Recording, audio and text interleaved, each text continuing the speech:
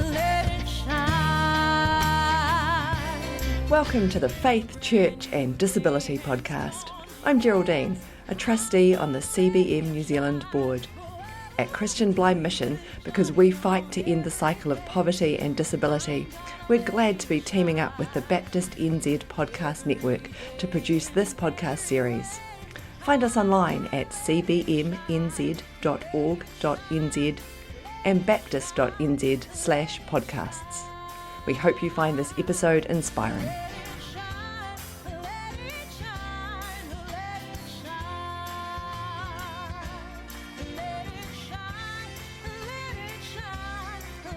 Hi, I'm Murray Sheard. I'm the CEO of CBM, Christian Blind Mission. CBM is a disability inclusion charity working with and accountable to people with disabilities in the world's poorest places. We draw on 110 years of experience to fight poverty and exclusion, and we work with the most marginalised in society to try to break the cycle of poverty and disability that's experienced by so many people living in poorer countries. Globally, at least 15% of people have a disability, and in countries where CBM works, a child with a disability might mean no schooling. A woman with a disability is more likely to be sexually abused. Women and men with disabilities often cannot find jobs. There's a whole lot of disadvantage that gets piled on top of disability. And CBM is passionate about trying to break that cycle. And we are focused very much on overseas. But I, of course, live here in New Zealand, and I'm really delighted to be able to talk with some Kiwis with experience of disabilities. And this morning I have Olivia Shivas here. Welcome, Olivia. Thank you. It's really great to have you here, and I'm just going to throw to you to introduce yourself and tell us a little bit about your story. Cool. So I was born and raised in Tamaki Makaurau in New Zealand. I have a Chinese-Malaysian mum and a Kiwi dad, and I was also born with a disability called muscular dystrophy. So I guess with my background of being mixed race and disability, I understand a lot of the barriers and discrimination that people face in New Zealand. So I use a wheelchair as a result of my disability, and I use that to get around. I have a modified car which helps me get on the road. I am a journalist and a storyteller, and I'm really passionate about that. And in my job, I focus on telling stories about disabled people.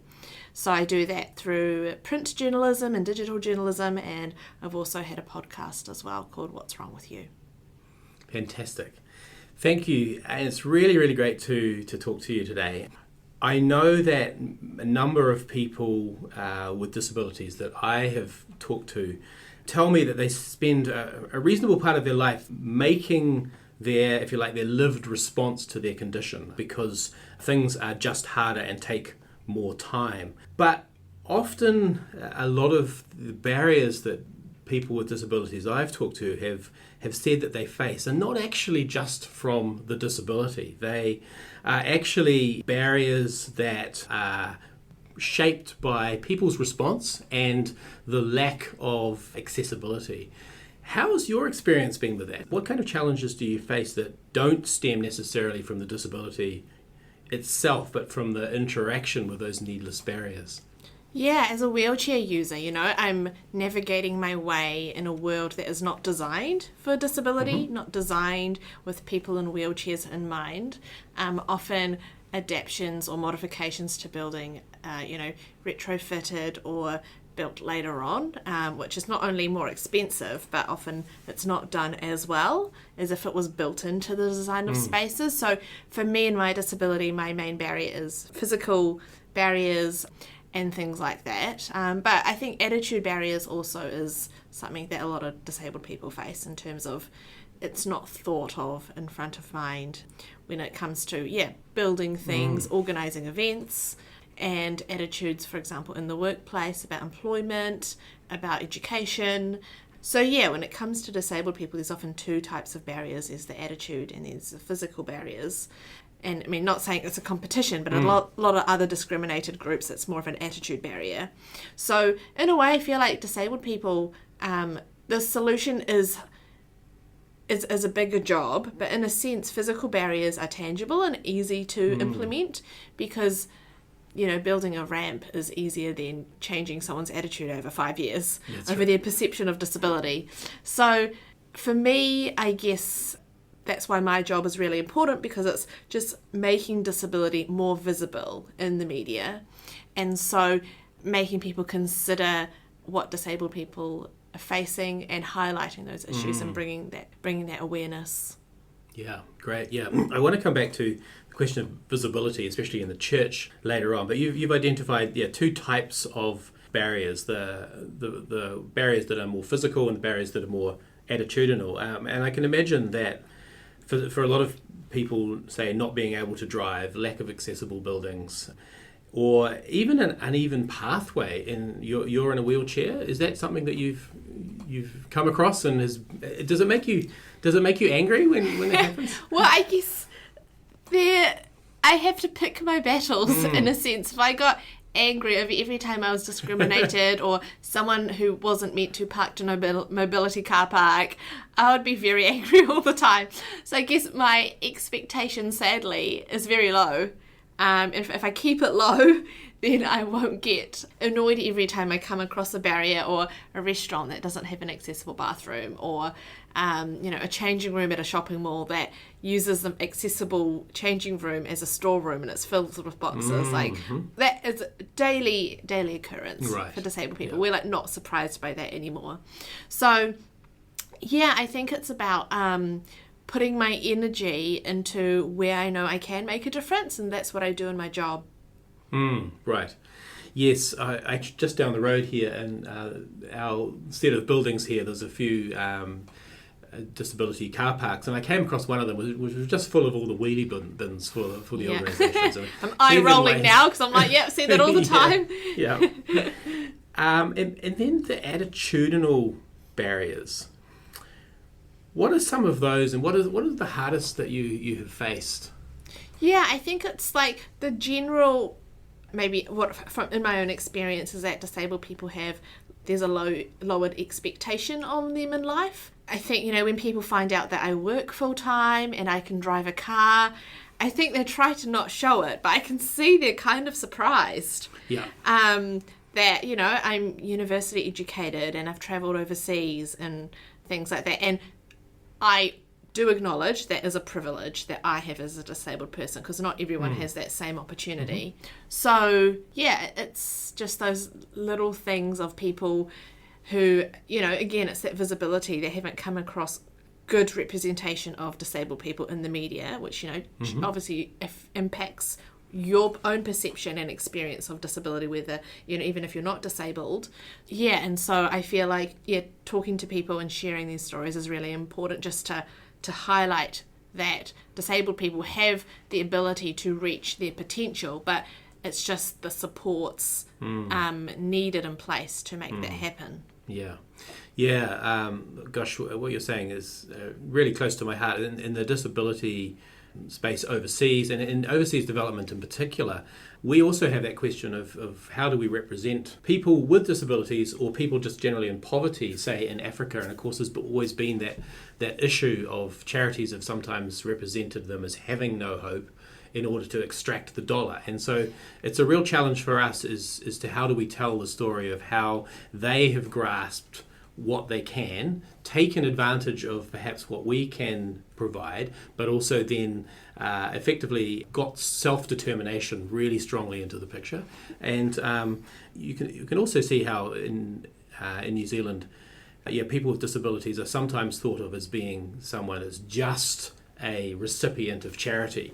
And I know that in the disability space, there's this talk very much of the different types of models of disability. Do you want to say a few things about that? Yeah, so the one you mentioned is the charity model of disability, how disabilities are always takers of money, resources and, need.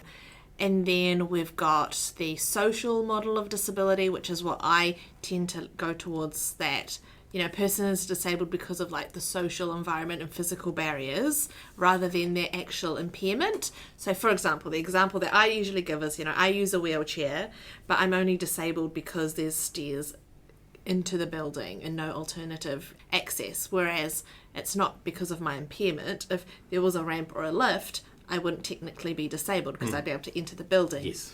And then you've got the medical model, which is very focused on the actual impairment, the disability, and what makes that person physically different is what makes them disabled.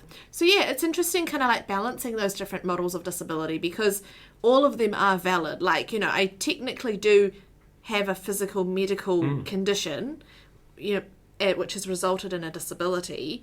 And in a way, you know, I do need extra support and funding and resources to help me reach my potential, you know, achieve my goals and want to succeed in life. And yes, social attitudes and barriers do also make an impact. So all these models are, you know, do exist and are valid, but I guess I can also choose what I focus on, not just in my own life, but in my work. Like, I do a lot of stories around people who don't have enough funding for a lift or a mobility van or things like that. And I've had people say to me, like, you know, please don't portray me as a charity case. And so I'm always clear, like, that's not my intention. I often want to focus on the systemic issue, which is leading to this lack of resource, rather than putting it on the disabled person needing charity. So that is something I'm clear on. Like, it's a hard balance though, because, you know, you do see so many give little pages of people who desperately do need money and resources for things to help them live.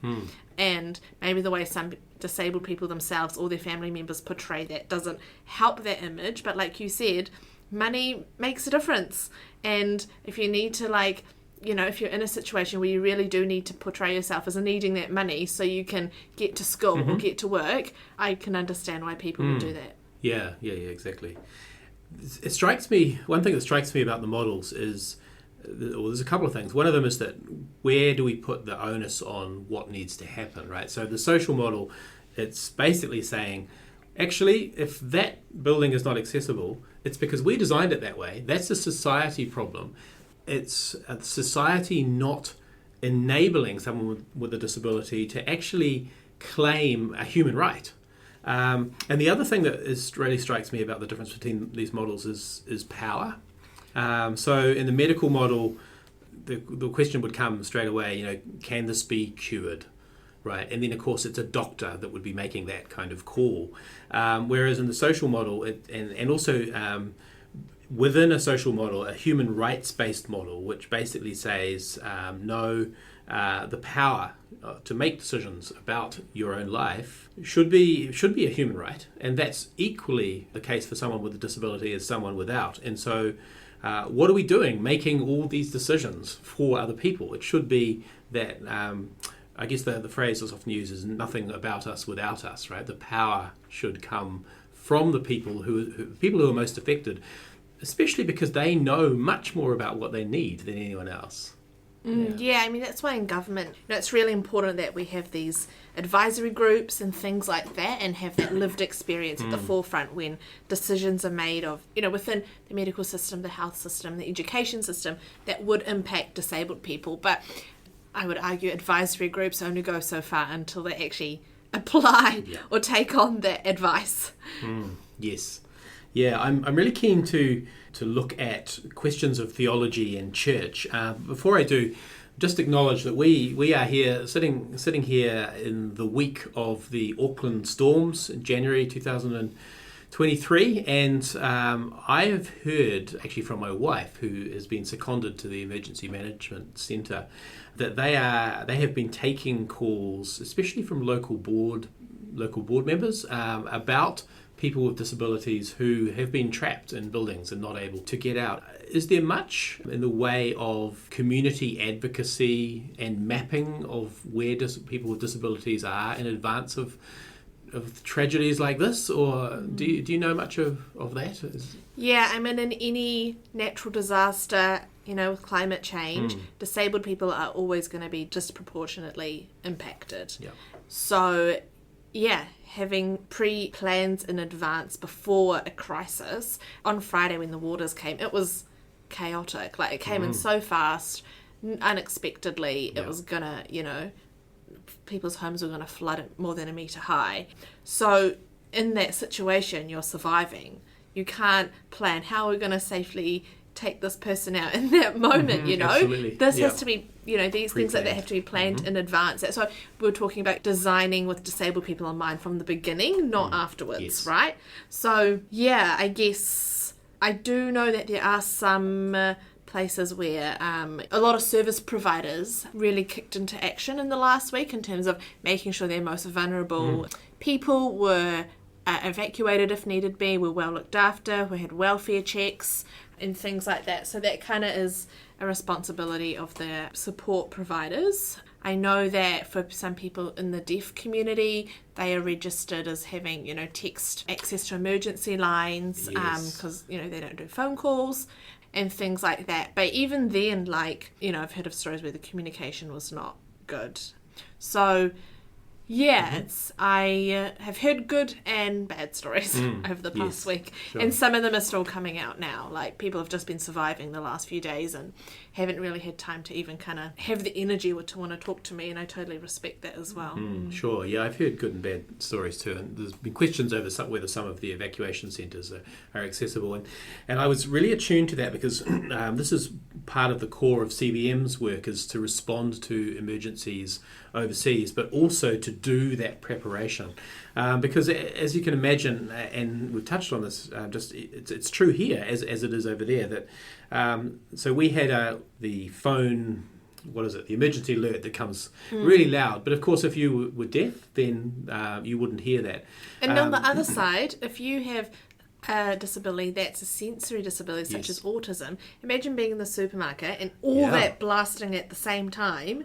That is very stressful. Exactly. So, that's something someone mentioned to me yesterday I hadn't even thought of. Yes, so our systems are designed for the majority, then there are always those on the edge. Yeah, so quite a lot of CBM's work has been around being able to map the community of who is where, but also in an overseas situation, and I think I'm pretty sure it was actually, there would be cases in Auckland where this is the case, that it's fine to say evacuate now, but how do you?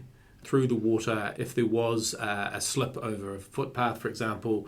And so this is very much the case, and I'm thinking of Fiji, Tonga, for example, when the cyclones come through, where the possibility of someone with disability being left behind is very, very high. And even if they do get to an evacuation centre, if it's not accessible, they can't get in. And so that's what a lot of the core of CBM's work is, not just trying to make these responses accessible, but also to do that pre-work around helping people to understand that that's the case.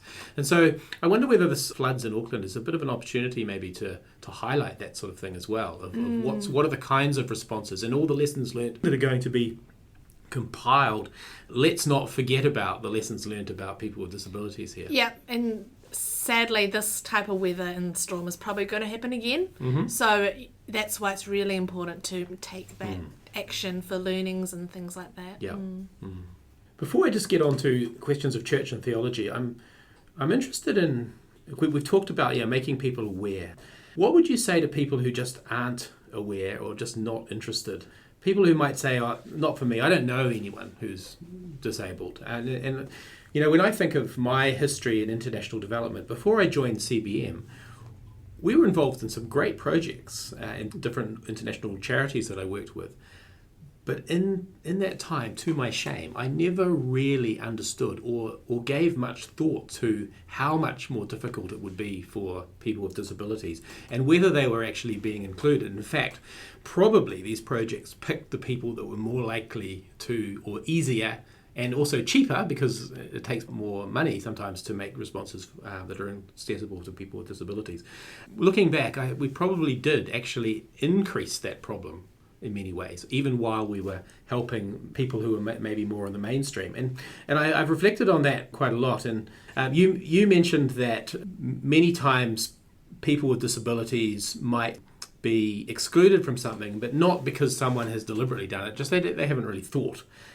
Because I was thinking, my dad was an older dad, and I experienced him becoming more disabled as he grew up, but I didn't really think of, as I grew up, but I didn't really think of that as a disability at the time. But the more I thought about it, the more I realised it is. And so I suspect that people generally even if they think they don't know anyone with a disability, they almost certainly do. But also, most of us are going to end up with disabilities. So it's actually, it should be a more mainstream issue than it is. Have you come across, or what kind of stereotypes do you find from people who just aren't sort of aware of the issues? Have people responded in really negative ways, but also have people responded in positive ways when they've encountered you?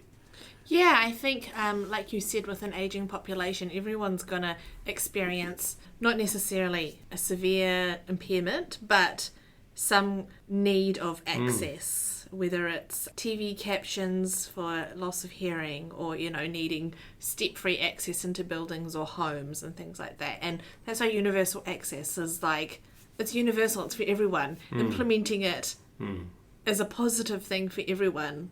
Not implementing it is going to negatively impact everyone. So, it just makes sense. Yes. And I guess for me, in terms of interactions with people and stereotypes, I feel like there has been quite a shift recently in terms of, me and my disabled friends, we joke a lot, like, these weird interactions happen in the supermarket on the side of the street, and they actually do. Yeah. So things like, people kind of like staring or asking if you need help, or kids kind of asking questions really loudly to their parents. What happened to her? Oh, that's a wheelchair. Or can I help you? Or just people are just going in to help you without asking. So from that has kind of shifted to parents, rather than being move out of the way of the lady or don't get in the way, which I think negatively portrays disability to kids at a younger age, because it means stay away from them, don't stare, don't involve yourself with a disabled person. Whereas I'd much rather, and I've had a few positive interactions where, the kids will be looking and I'll just wave or smile and actually start talking to them, and the parents are actually encouraging them to ask me questions directly, and I feel like that creates a really positive experience, because I think parents are often a bit embarrassed that their kids are being rude, but I don't see it as being rude. I'm kind of educating them now so they're not doing that or being nosy when they're an adult. And in terms of, other people assuming I need help in the supermarket or being pushed up a hill or that type of thing, rather than people helping me straight away without asking, they'll approach me and be like, I know you look like you're doing an okay job, but I just wanted to ask if you need help. And sometimes I do need help, and I'll take up on that, take up that offer. But it's kind of shifted from assuming I need help to actually assuming I'm okay, but they just want to know if I need help. And I'm always happy, and I welcome people approaching me and asking if I need help, because they do mean well. They're not doing it to be rude. So I think that kind of has shifted a bit. I have noticed. Sure. Yeah. It's interesting, because I think there's a sense often of just discomfort. Something may not have come across before, or don't come across regularly. And I think also, and I want to talk about this from the theological perspective, for Christians, there's this sense of, we want the world to be perfect. We want God's redemption to be everywhere, and for everyone to be, I'll use the word healed. It was used in the Bible a lot, and there are many, many stories of Jesus healing people with disabilities. And yet that it's not the case all the time, right? And so where do we put that discomfort? And it's interesting, because that whole question is not just a question around people with disabilities. It's actually much more wide than that. But I think it gets quite a lot of sharpness when someone who doesn't necessarily have much interaction with someone with a disability does maybe meet someone with a disability. And if you go into that discomfort, just don't know what to do, and it's easier to pull away, and then, as you say, pull your kids away.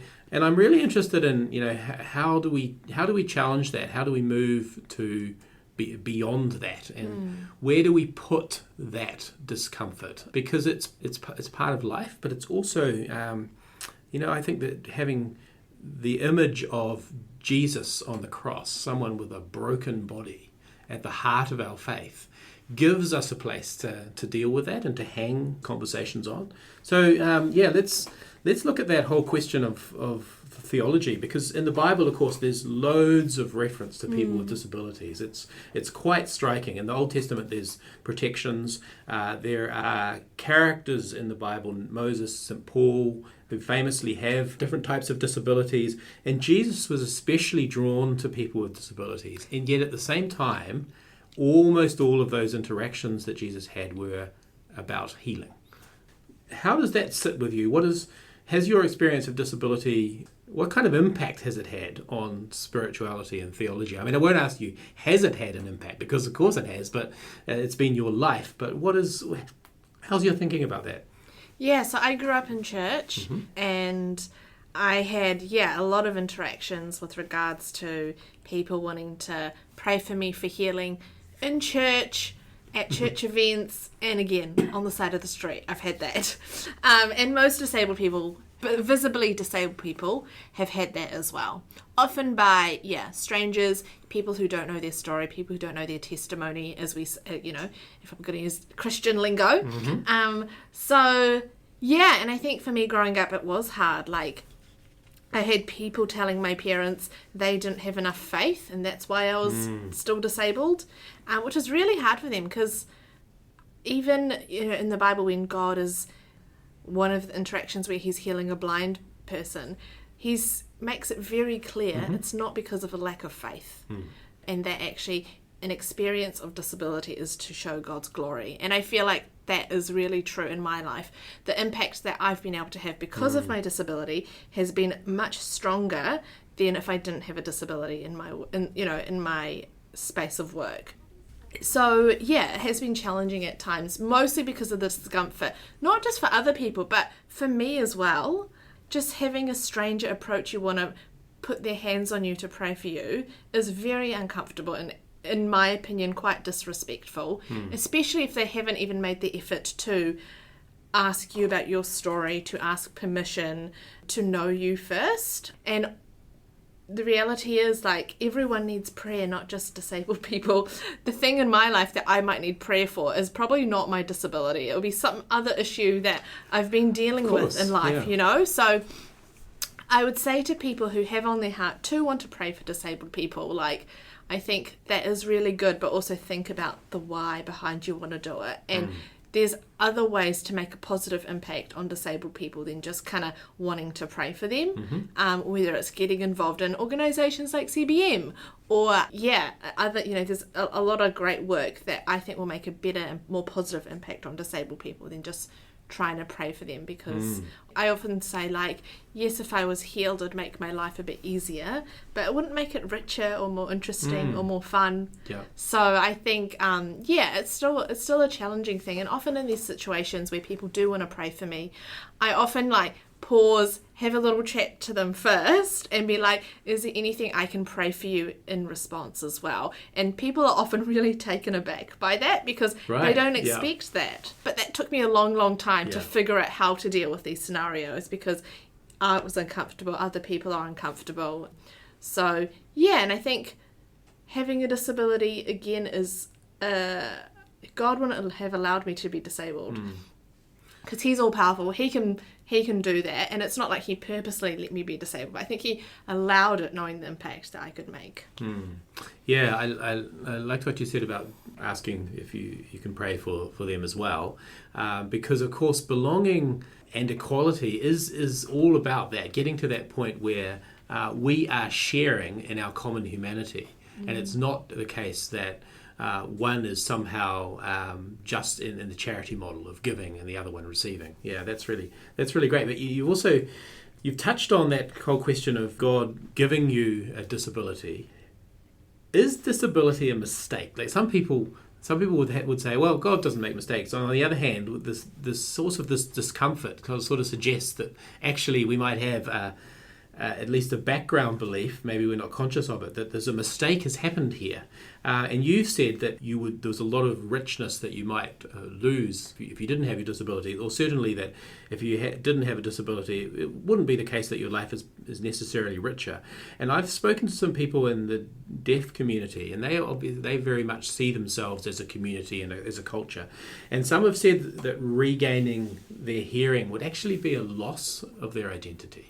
Yeah, I find that fascinating. It's an interesting thing because, again, I come from a place where I was born with my disability. It's all I've ever known, whereas people do have accidents and spinal cord injuries and gain a disability later on in life. And I don't want to assume that these people are just as happy now as they were before, because I do know a lot of people who gain a disability later on in life. That is a massive life change, and that is significant, and that is a really difficult journey to go on. So I don't want to take away from that experience, because a lot of people in that situation would want to walk again, and I respect that because that's their story and that's their journey, and I can imagine that's really, really difficult.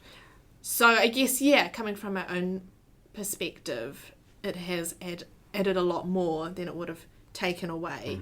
But also, we're talking about all the references to disability in the Bible. In a way, I heard this from another disabled writer, and she referenced how Jesus was impaired and left impaired and scarred after his crucifixion. He could have been healed from his scars on his hands after he was on the cross, but he didn't, and he used that as an example to show glory to God. So in a way, that's kind of how when I heard that, I was like, oh my gosh, it really shifted the way I saw my disability.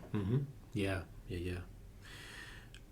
I guess I tend to think that being able to hold pain and suffering in everyone's life, for your own suffering, but also other people's, and like you say, for some, it may not necessarily be suffering, but for some people it is. To be able to hold that, I really deeply believe that's part of our spiritual transformation for ourselves and for others, to be able to look the reality of life in the face, with all its joys and sadness, with all its brokenness, to feel the rawness of all the emotions that go along with that, and not turn away, and to be in solidarity. Because we're all broken, and that's deeply, deeply part of our Christian theology. Yeah. And then in church, because you said there are other ways than praying for people that someone might be able to help. I'm interested in just exploring that in church, because I think, to me, if churches aren't models of belonging, then we're in trouble, right? Yeah, I know so many church slogans. It's like a place to call home, but if you're not physically welcome or able to enter the building, I wouldn't want to live in an inaccessible home. Exactly, yeah. So there's that phrase, a ramp is a welcome mat. So to me, there's sort of two parts of that. Well, that's moving from exclusion to inclusion, but then there's moving from inclusion to true belonging, not necessarily the same kind of thing. So I understand that at least 1 in 10 New Zealand families have a child with a disability. But it raises a really interesting question to me. Why is that not more obvious in many churches? Why do many people with disabilities and their families who otherwise might come, maybe they're not showing up? Well, like most institutions or spaces, they're designed for the majority. Sunday school kids programs are designed for the majority. So I would say that's probably the reason. Sure, yeah. My friend Mike, who you also know, when he came to my church once, before I knew him actually, and I always thought, we have a ramp. We're an accessible church. But he sort of talked me through exactly how difficult it was with that specific pathway of getting into the church. That made it almost, even though technically there was a ramp, it made it much, much more difficult. It's just not something that we think about. Was the ramp around the back or side entrance by the rubbish bins? Yeah, it was. Yeah. Well, it was honestly, it was probably a little bit steeper than it should be. But also, it was at a door that, that actually got neglected. It was a door that we didn't usually use, and so we would only really have it open if we knew we needed it. And I remember, as me walking up to that door when it's closed, I feel like, I have to go all the way around the back. But of course, if I had got up there in a wheelchair, it would have been 10 times as worse. So I guess this is the overall question, how can we be part of busting the attitudes that we might unconsciously hold that erect those barriers, but also busting the physical barriers in churches? What kind of practices or things that church members, church building committees, etc., can do would you find helpful? And of course, that's from a mobility perspective, but also with people who may be deaf or blind, it's a different set of issues. Well, I think there's that saying, like, a society is judged by how they care for their most vulnerable. Absolutely. And if we're not prioritising the needs of disabled people in church, yes, what really matters at the end of the day? So I guess, I would challenge churches to think about. Again, it's really hard because I'm kind of coming from my perspective as a wheelchair user. I don't use New Zealand Sign Language. I wish I could, or, have other impairments. But it's about prioritising the needs of people with disabilities and how you design your services, having, the right spaces open, how Sunday school is like, and things like that. I mean, we talked about, not just having the physical space, but people actually feeling a sense of belonging. Like, if your connect group, maybe the church building is accessible, but where your connect groups or Bible studies held? Are they held at someone's house, which has 5 steps to get into? If I'm a disabled person and I'm wanting to, try out a new connect group, and it doesn't give any indication if that person's home is accessible or not, I probably wouldn't go. And the onus is always on the disabled person to figure this out. Yeah. Whereas churches need to be more proactive. Even just a line under the little church blurb which has said, "We love Jesus," to say, like, this home is accessible, or this home is not accessible, or that type of thing.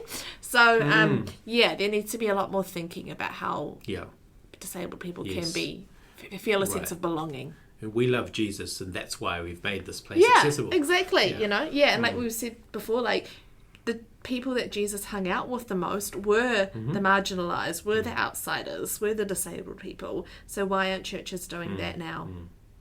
Absolutely, yeah. And if you go through, pick any of the Gospels and write down all the interactions Jesus had with someone, and then in the next column write down their socioeconomic status, and then the next column, was it a good experience or a bad experience? And it's almost always those of low socioeconomic status ended up with a good experience of their encounter with Jesus. Those with a high socioeconomic experience usually got used as an example. So we've touched on some of the barriers that someone with disability might encounter in church, and it strikes me that if church is it's a place where the gospel is proclaimed every week, but if you have a mobility disability, you may not be able to get there. If you have a hearing disability, then how will you hear that? If you have an intellectual impairment, the complexity of some sermons, right, could be something that is a barrier. And yet I think, for half the time with sermons, it would actually help everybody if they were simplified. So there are those sort of things to, I think, to be thought through when we're moving from exclusion to inclusion. But then when it's moving from inclusion to belonging, it's not just to have people with disabilities there. The right physical structures changes might do that, but actually to belong is very much about being with, not just doing for. And to belong, you have to be missed, right? It has to be the case that if you're not there, people notice and would do something about. So I think there's something really important about that. To me, the church will be, a redeemed space for people with disabilities where if they're not there, they're missed, and your friends will be outraged if there are things going on that mean you cannot participate. And you said that question of you being able to pray for others, to get to that really equal sharing space as an expectation. To me, that would be a sign of a redeemed church.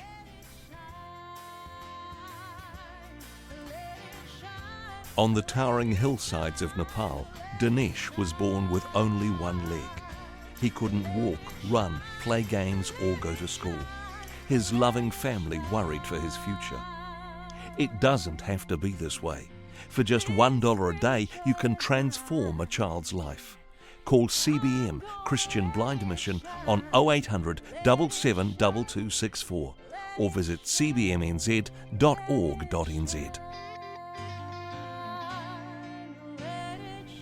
So I think for a lot of people who don't necessarily encounter those with disabilities very often, and want to do so, want to engage, and would like to understand, it would be really great to hear from you, Olivia, about the kinds of things that you wish they could know, and the kinds of things that they could maybe do.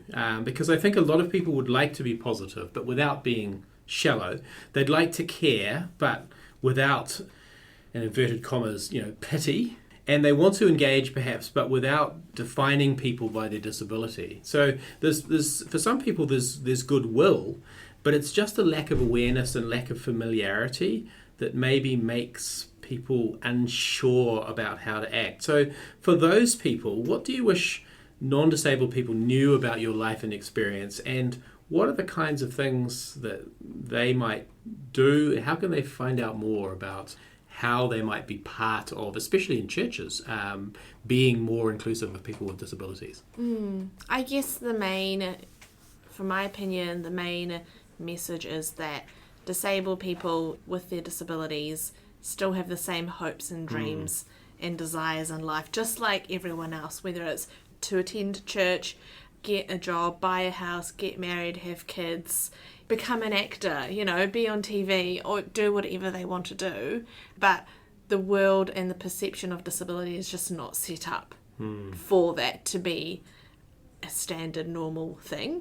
So I guess what I'd say to non-disabled people is consume different types of stories and representations of disabled people, read books, listen to podcasts, and also study up on something called the United Nations Convention on the Rights of Persons with Disabilities, which is a declaration that New Zealand has signed up for to follow, although I would say we're still quite far behind on fully implementing it in New Zealand.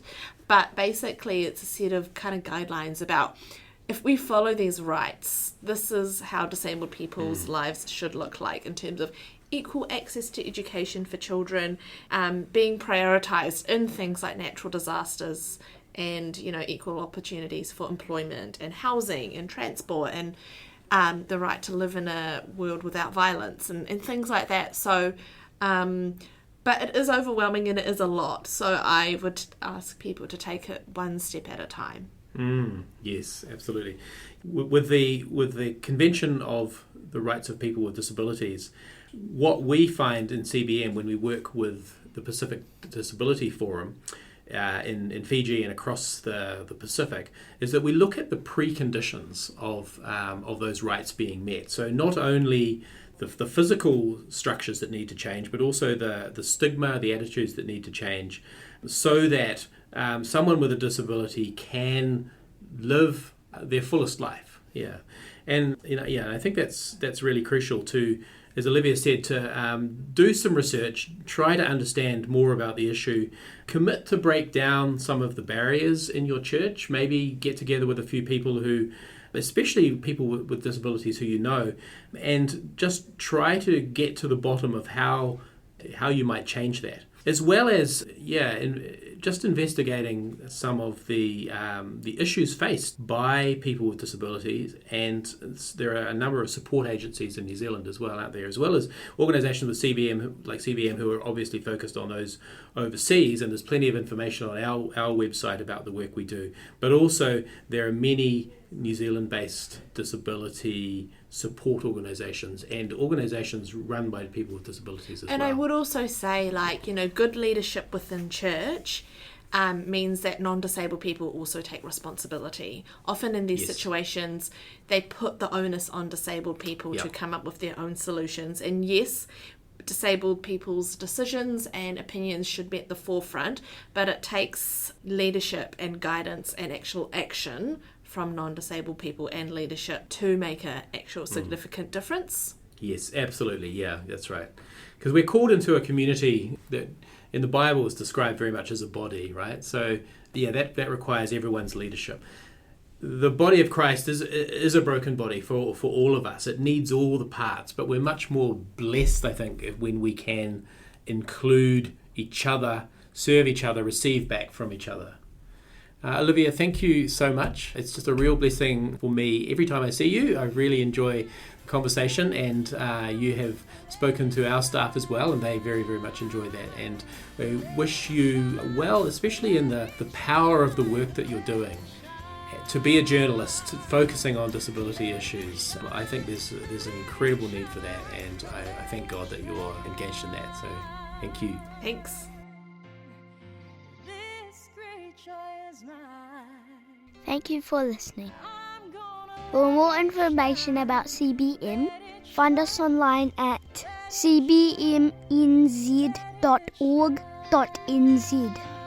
For more great podcasts, go to baptist.nz/podcasts.